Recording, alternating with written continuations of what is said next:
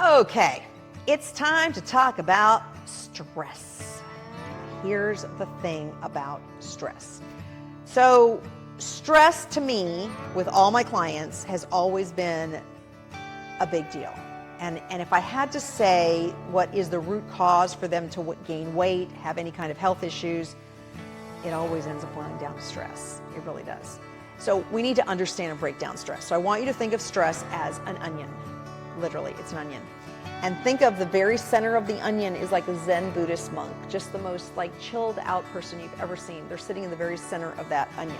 And then life happens, right? We go to, I don't know, kindergarten, and we have issues in kindergarten, and that becomes a layer.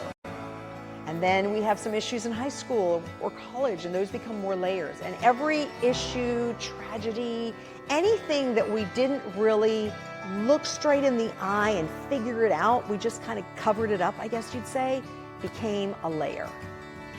So here's a prime example. I was in 5th grade, and there was a little boy who used to hit me all the time. And I would come home and I'd cry. And of course my mom would go, oh, you know what, he's just a bad kid, just ignore him. So she never really addressed the issue. She told me to blow it off and I need to be a big girl and stop crying.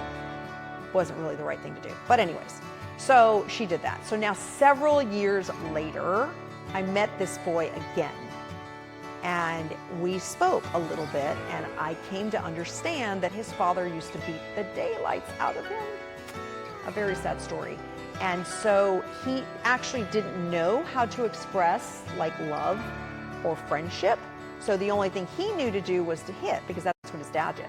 So that's what he did to me. So now all of a sudden I'm hearing these stories and I'm understanding why he hit me, right? So I've actually looked at the stress in the eyes, and now I can let it go. So that's one layer, peel that layer off, right? And now we're back to our onion.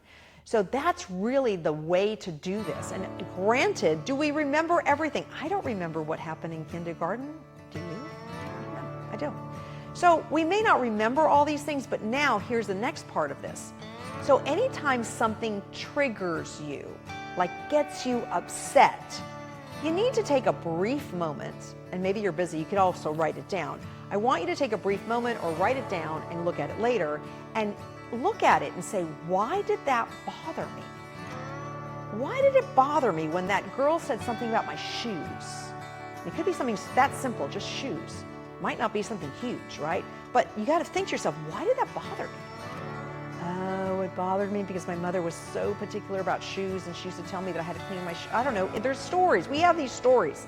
In our head, we have stories. So it's about taking each one of these little things that trigger us and start to break them down and go, okay, why did that bother me?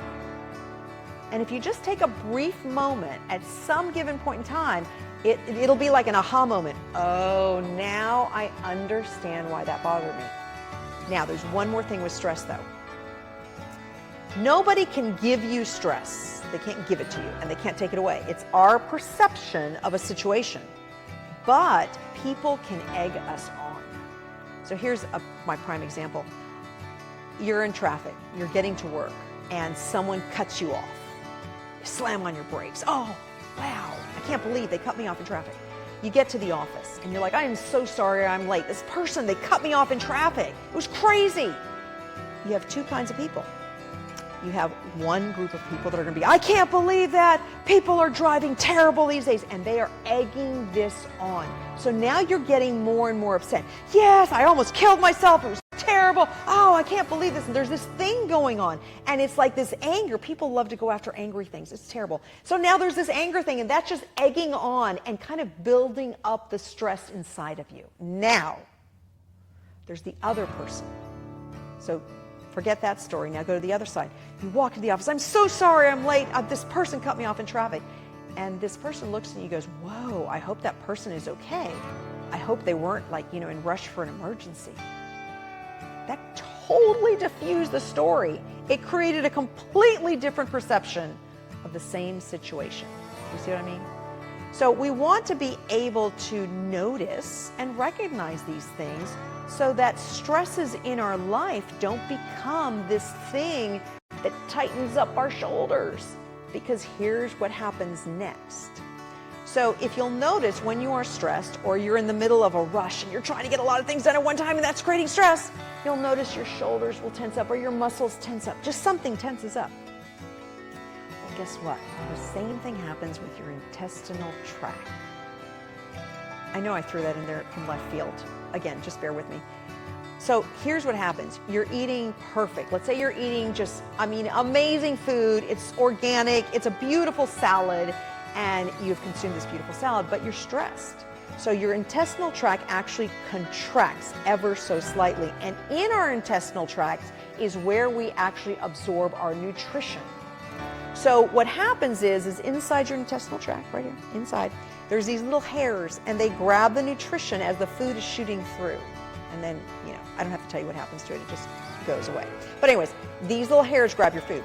But when the intestinal tract contracts ever so slightly, the hairs can't move. They're like rigid. They don't get as much range of motion and they're not grabbing all your nutrition. And the next thing you know, you're sick all the time. You're having some nutritional challenges. You're gaining weight. You don't know what's going on. And it's because you're not absorbing your foods correctly. So, and here's the thing, is that this is not a matter of, oh, okay, I got it. I'm just going to meditate before I eat and then I'll digest my foods fine. No, this is like a full day event. Like really learning how to defuse ourselves and let these things go.